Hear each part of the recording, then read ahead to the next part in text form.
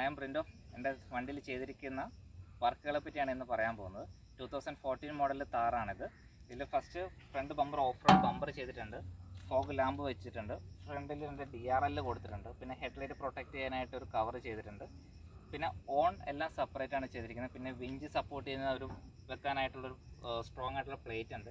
വിഞ്ചിൻ്റെ rope പോകാനുള്ളൊരു ഹോളാണ് ഈ കാണുന്നത് നമുക്ക്. പിന്നെ നമുക്ക് സൈഡിൽ നോക്കുകയാണെങ്കിൽ വീലാർച്ച് കസ്റ്റം മെയ്ഡാണ്, സ്റ്റോക്ക് വരുന്നതല്ല, അത് സെപ്പറേറ്റ് ആയിട്ട് ചെയ്തതാണ്. അപ്പോൾ നമ്മൾ ടയർ ഇത്രയും വലിയ ടയർ ഇട്ടേക്കുന്നത് കൊണ്ട് അത് നോട്ടീസ് ചെയ്യാൻ വേണ്ടിയിട്ട് ഒരു പാർക്ക് ലൈറ്റും കൂടെ കൊടുത്തിട്ടുണ്ട്. അപ്പോൾ രാത്രിയാകുമ്പോൾ പാർക്ക് ലൈറ്റിൽ നിന്നുള്ള വെട്ടം വരുമ്പോൾ ടയർ ഇത്രയും വലുതാണ്, ആൾക്കാർക്ക് പെട്ടെന്ന് നോട്ട് ചെയ്യാൻ പറ്റും. അങ്ങനെ ടയർ സൈസ് പറഞ്ഞിട്ടുണ്ടെങ്കിൽ 265 75 R16 16 ഇഞ്ച് വീൽസാണ് വരുന്നത്. പിന്നെ ഓഫ് റോഡ് സ്റ്റീൽ വീൽസാണ് വരുന്നത്. ഈ off road steel wheels heavy off road ചെയ്യുന്ന ആൾക്കാർ മാത്രമേ ഇത് യൂസ് ചെയ്താൽ മതി. സാധാരണ ആൾക്കാർക്കാണെങ്കിൽ സാധാ അലോയി ഇട്ടാൽ മതി. കാരണം ഇതിന് നല്ല ഹെവിയാണ്, നല്ല വെയിറ്റ് കൂടുതൽ വരുന്നുണ്ട്. ഡ്രൈവിംഗ് കംഫർട്ട് അത് ശരിക്കും ബാധിക്കുന്നുണ്ട്, മൈലേജിലും അത് ശരിക്കും ബാധിക്കുന്നുണ്ട്. പിന്നെ സ്റ്റോക്ക് വരുന്നത് ഓട്ടോമാറ്റിക് ഹബ് ലോക്കാണ് വരുന്നത് ഫ്രണ്ടിൽ. നമ്മളത് മാറ്റിയിട്ട് മാനുവൽ ഹബ് ലോക്കാണ്. ക്യാമ്പിംഗ് സൈഡ് ലൈറ്റ്സ് ആണ് ഇത്. 16 LED സൈഡ് ലൈറ്റ്സ് ആണ് വരുന്നത്.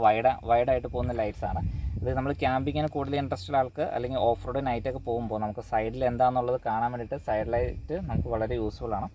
പിന്നെ അടുത്തത് ഫോഗ് ലാമ്പ് കൊടുത്തിട്ടുണ്ട്. നമുക്ക് മഞ്ഞ അങ്ങനെയുള്ള കാര്യങ്ങൾക്ക്, മഴ അങ്ങനെയുള്ള സമയത്ത് ഫോഗ് ലാമ്പ് വളരെ നമുക്ക് യൂസ്ഫുള്ളായിട്ട് വരുന്നുണ്ട്. പിന്നെ ഏറ്റവും ടോപ്പിൽ കാണുന്നത് 100 LED ഉള്ള ബാർ ലൈറ്റാണ്. ഇത് ആക്ച്വലി ഇത് ആരും റോഡുകളിൽ ഒന്നും യൂസ് ചെയ്യാൻ പാടില്ല. നമ്മൾ റോഡിൽ പോകുമ്പോൾ ഇത് കവർ ചെയ്ത് വെച്ചുകൊണ്ട് വേണം പോകാൻ. നമ്മളിത് ഓഫ് റോഡ് പോകുമ്പോൾ നമുക്ക് വളരെ റിമോട്ടായിട്ടുള്ള ഏരിയകളിൽ നമുക്ക് റോഡിൻ്റെ അവസ്ഥയൊന്നും അറിയാൻ പറ്റില്ല. അപ്പോൾ ഈ ലൈറ്റ് ഉണ്ടെങ്കിൽ നമുക്ക് ശരിക്കും പകൽ പോലെ നല്ല വെട്ടത്തിൽ നമുക്ക് എല്ലാം കാണാൻ പറ്റുന്നതാണ്.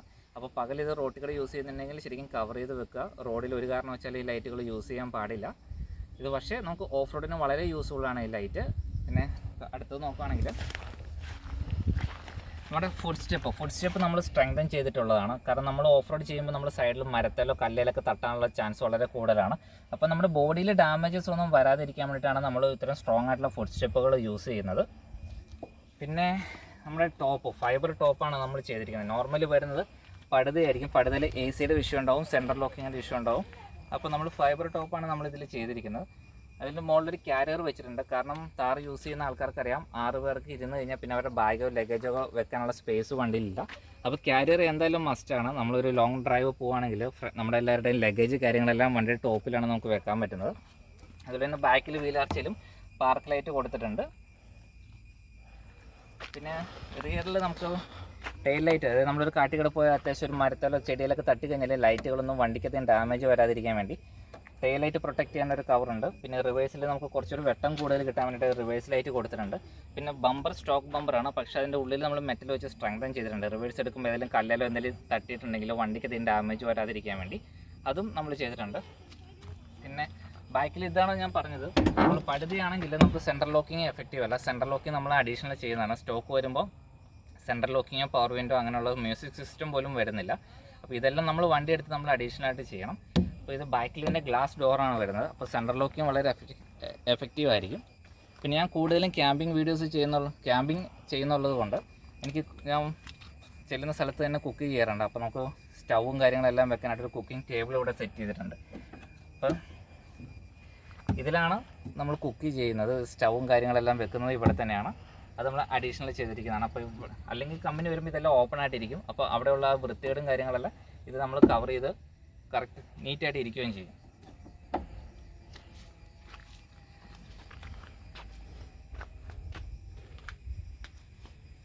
പിന്നെ എല്ലാവരും നോർമലി ചെയ്യുന്ന ബാക്കിലത്തെ സീറ്റ് മാറ്റി ഇന്നോവ സീറ്റ് ആക്കാറുണ്ട്. പക്ഷേ ആക്ച്വലി അങ്ങനെ ചെയ്ത് കഴിഞ്ഞാൽ നമുക്ക് ബാക്കിലത്തെ ഡോറ് യൂസ് ചെയ്യാൻ പറ്റില്ല. ഫ്രണ്ടിലത്തെ ഈ 2 സീറ്റിൻ്റെ ഇടയ്ക്കൂടെ ബാക്കിലോട്ട് ആൾക്കാർ വരണം. അപ്പോൾ ഞാനും ഇന്നോവ സീറ്റാണ് വെച്ചിരുന്നത്. പക്ഷേ അത് ബാക്കിലോട്ട് വരാനുള്ള ബുദ്ധിമുട്ട് കാരണം ആ സീറ്റ് ആരും നമ്മൾ കയറ്റാണ്ട് വരും. 2 സീറ്റർ വണ്ടിയായിട്ട് യൂസ് ചെയ്യേണ്ടി വരും. അപ്പോൾ ആക്ച്വലി ബാക്കിലെ സീറ്റ് ചേഞ്ച് ചെയ്യേണ്ട കാര്യമില്ല. ഇതാകുമ്പോൾ 6 പേർക്ക് സുഖമായിട്ട് യാത്ര ചെയ്യാം. ബാക്കിയുടെ ഈ ഡോറ് തുറന്ന് സുഖമായിട്ട് നമുക്ക് യൂസ് ചെയ്യാൻ പറ്റും. മറ്റേത് പൈസ നമുക്ക് വെറുതെ വേസ്റ്റാണ് ഇന്നോവ സീറ്റ് ആക്കുന്നത്.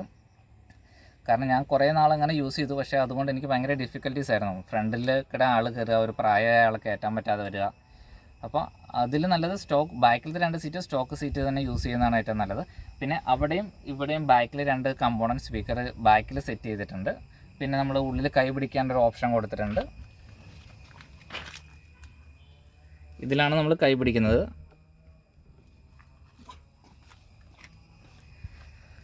പിന്നെ നമുക്കൊരു ടോ ഹുക്ക് കൊടുത്തിട്ടുണ്ട്. നമുക്ക് അത്യാവശ്യമായിട്ട് എന്തെങ്കിലും വണ്ടിയോ എന്തെങ്കിലും ഒരു ലോഡ് വലിക്കണമെങ്കിൽ നമുക്കിവിടെ ലോക്ക് ചെയ്ത് നമുക്ക് ടോ ഹുക്കും കൊടുത്തിട്ടുണ്ട്.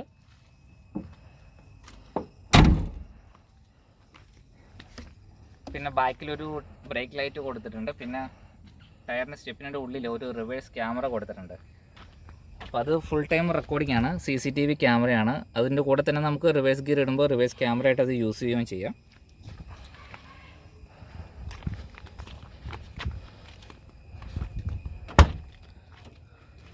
പിന്നെ മെയിൻലി ഡോർ പാനലുകളെല്ലാം മാറ്റിയിട്ടുണ്ട്. നമുക്ക് പവർ വിൻഡോയുടെ സ്വിച്ചുകളെല്ലാം നമുക്ക് ഇവിടെ വെച്ച് വണ്ടി ഓടിക്കാം. പവർ വിൻഡോ നമുക്ക് യൂസ് ചെയ്യാൻ പറ്റുന്നുണ്ട്. പിന്നെ ബോട്ടിൽ ഹോൾഡർ ഇവിടെ കൊടുത്തിട്ടുണ്ട്. അപ്പോൾ നമുക്ക് ബോട്ടിൽ ഇവിടെ വെക്കാം. പിന്നെ നമുക്ക് ടിഷ്യൂ പേപ്പർ കാര്യങ്ങളൊക്കെ നമുക്ക് ടിക്കറ്റ് കാര്യങ്ങളെല്ലാം നമുക്ക് ഇതിൻ്റെ ഇടയ്ക്ക് വെക്കാൻ പറ്റും. ടിഷ്യൂ നമുക്കിവിടെ കീപ്പ് ചെയ്യാം. അത് ഫുള്ള് കസ്റ്റമൈസ് ചെയ്തിരിക്കുന്നതാണ്. പിന്നെ സീറ്റ് ചേഞ്ച് ചെയ്തിട്ടുണ്ട്. ഇലക്ട്രിക് സീറ്റാണ് യൂസ് ചെയ്തിരിക്കുന്നത്. പിന്നെ ഫ്രണ്ടിൽ നമ്മൾ സ്പീക്കറുകൾ കൊടുത്തിരിക്കുന്നത് റൂഫ് ടോപ്പിലാണ് കൊടുത്തിരിക്കുന്നത്. അപ്പോൾ നമുക്ക് വെള്ളത്തിൽ കിടക്കി ഇറങ്ങിക്കഴിഞ്ഞാൽ സ്പീക്കർ നനയോ കാര്യങ്ങളൊന്നും ചെയ്യത്തില്ല. സ്പീക്കർ എപ്പോഴും ടോപ്പിലിരിക്കും. പിന്നെ നമ്മൾ എക്സ്ട്രാ ലൈറ്റിൻ്റെ എല്ലാം സ്വിച്ച് സെൻട്രലിൽ കൊടുത്തിട്ടുണ്ട്. പിന്നെ ഏറ്റവും ടോപ്പിലൊരു സൺറൂഫ് ഉണ്ട്. അപ്പോൾ നമുക്ക് കുറച്ച് തണുപ്പുള്ള സ്ഥലങ്ങളിലൊക്കെ ചെന്ന് കഴിഞ്ഞിട്ടുണ്ടെങ്കിൽ നമുക്ക് ഇത് തുറന്നു വെച്ച് കഴിഞ്ഞാൽ നമുക്ക് നല്ല തണുത്ത കാറ്റൊക്കെ കൊണ്ട് സ്ഥലങ്ങളൊക്കെ കണ്ട് സുഖമായി യാത്ര ചെയ്യാൻ പറ്റുന്നതാണ്. പിന്നെ നമുക്ക് ഇതിനകത്ത് സബ് വൂഫറും 4 കമ്പോണൻറ്റ് സ്പീക്കറും, ഇതിൻ്റെ ഒരു 4 ചാനൽ ആംപ്ലിഫയർ ഉണ്ട്, ഒരു 2 ചാനൽ ആംപ്ലിഫയറും കൊടുത്തിട്ടുണ്ട്. അത് ഡ്രൈവർ സീറ്റിൻ്റെ അടിയിലാണ് അത് കൊടുത്തിരിക്കുന്നത്. നമുക്ക് അല്ലാണ്ട് വേറെ വണ്ടിക്കകത്ത് കൊടുക്കാനുള്ള സ്പേസ് ഇല്ല. അപ്പോൾ നമുക്ക് സേഫായിട്ട് അത് വണ്ടിയുടെ താഴെ സീറ്റിൻ്റെ അടിയിൽ കൊടുത്തിട്ടുണ്ട്. പിന്നെ ഒരു ഡോർ സ്വിച്ചും കൊടുത്തിട്ടുണ്ട്. നമ്മൾ സെൻട്രൽ ലോക്കിങ് ചെയ്യുമ്പോൾ ഡോർ സ്വിച്ച് കൊടുത്തില്ലെങ്കിൽ ഡോർ ഓട്ടോമാറ്റിക്കലി ലോക്കായി പോകാനുള്ള ചാൻസ് ഉണ്ട്. അപ്പോൾ അതുകൊണ്ട് 2 സൈഡിലും ഡോർ സ്വിച്ച് കൊടുത്തിട്ടുണ്ട്. പിന്നെ നമ്മൾ മെയിൻലി ഒരു 600 വാട്ട്സ് ഒരു ഇൻവെർട്ടറും കൊടുത്തിട്ടുണ്ട്. അപ്പോൾ നമ്മുടെ മൊബൈൽ, ഡ്രോണ്, ലാപ്ടോപ്പ്, ക്യാമറാസ് എല്ലാം ചാർജ് ചെയ്യാനുള്ളൊരു ഓപ്ഷൻ കൊടുത്തിട്ടുണ്ട്. അത് കാണിച്ചു തരാം.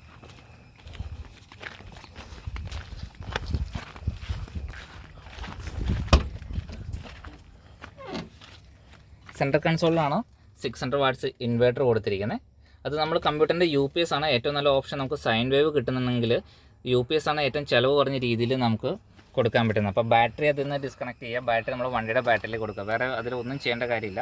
നമ്മൾ സാധാരണ ഉപയോഗിക്കുന്ന കമ്പ്യൂട്ടറിൻ്റെ UPS ആണ് അതിൽ ഉപയോഗിച്ചിരിക്കുന്നത്. അപ്പോൾ പ്യുവർ സൈൻ വേവ് ആയിരിക്കും.